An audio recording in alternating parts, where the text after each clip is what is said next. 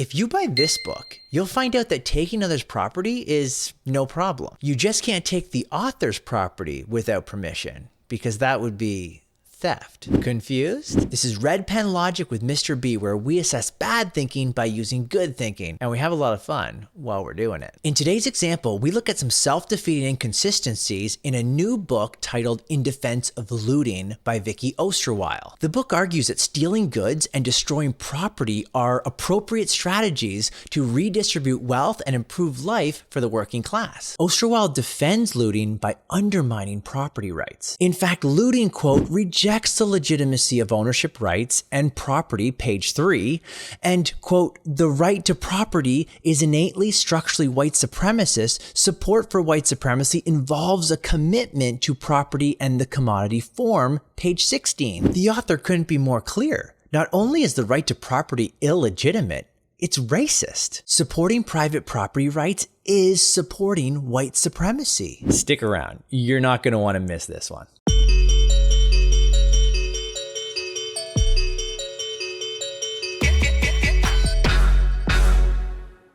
Let's start with a quick reminder. Red Pen Logic is concerned with ideas, not individuals. Some people mistakenly think that exposing bad thinking is an attack on the individual. It's not. All people have the same value, no question, but all ideas don't. Some ideas are just plain bad, like this one.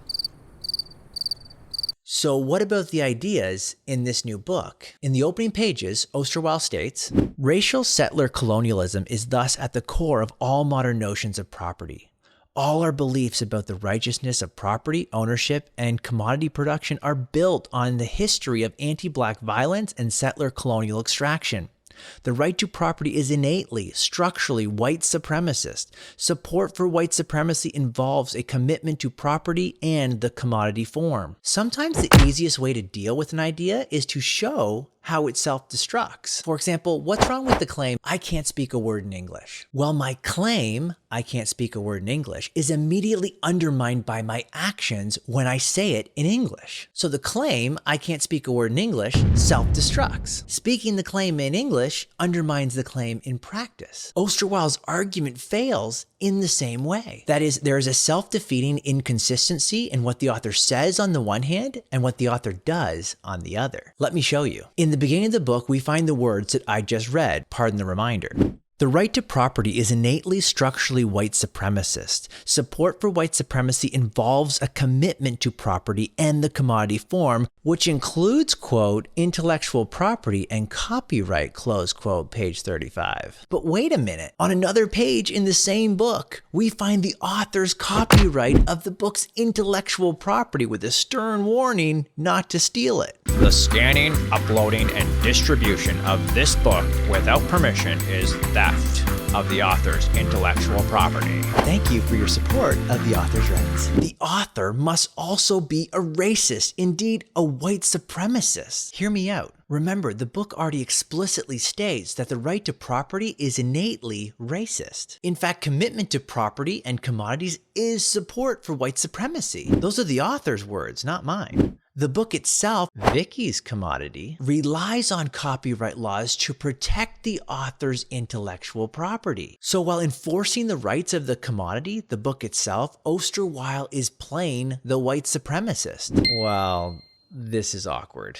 One more thing. Osterweil's Marxist worldview shows up on every page. The author defines looting as a method of redistribution of wealth from store owners and capitalists to the poor, page 4, and then refers to capitalism as a cruel system built for the creation and reification of things, not the flourishing of people, page 15. I can't help but wonder if authors who sell their books on Amazon are part of that cruel system. Osterweil seems fine redistributing other people's wealth and even refers to looting as shopping for free. But we have to go to capitalist giant Amazon and pay $28 if we want a copy of In Defense of Looting. That ain't free, and that ain't cheap. So what have we learned? First, when someone writes a book defending a particular view, it's completely appropriate to evaluate the view. This is not a personal attack on the author. We're only interested in figuring out if the idea is a good one or a bad one.